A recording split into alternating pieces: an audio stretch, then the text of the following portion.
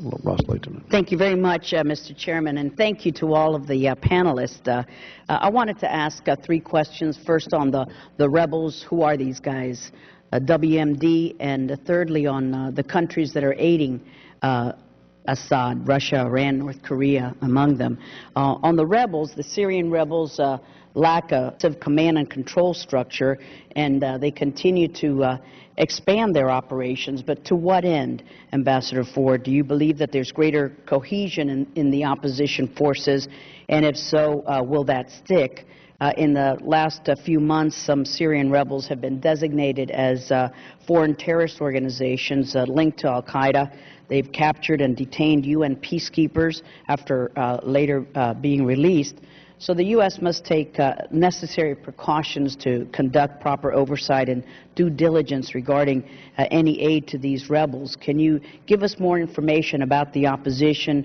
They're not just Syrian nationals, as you point out. You said that they're foreign fighters also who have Islamic militants from neighboring countries. So who will govern in a post-Assad Syria? And on weapons of mass destruction, are reports correct that the Syrian regime may possess up to 50 tons of weapons-grade nuclear materials in its stockpile?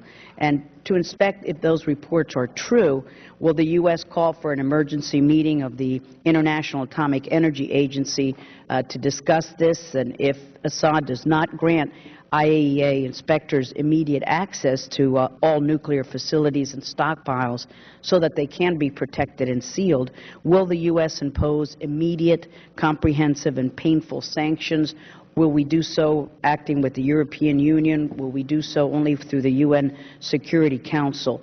And lastly, on the countries that are aiding the brutality of Assad's regime, these countries continue to provide military assistance, weaponry, and these are North Korea, Russia, Iran, and they seek to further the illegal weapons program and supporting these foreign terrorist organizations.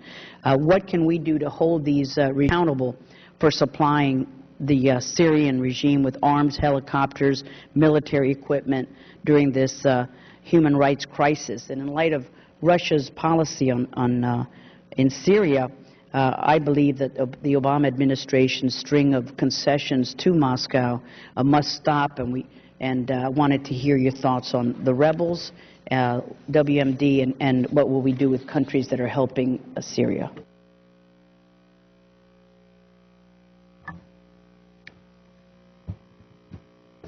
With respect to the rebels and who they are, I divide them myself into two categories. There's a political opposition and there is a military opposition. Both are not entirely unified, although on the political side,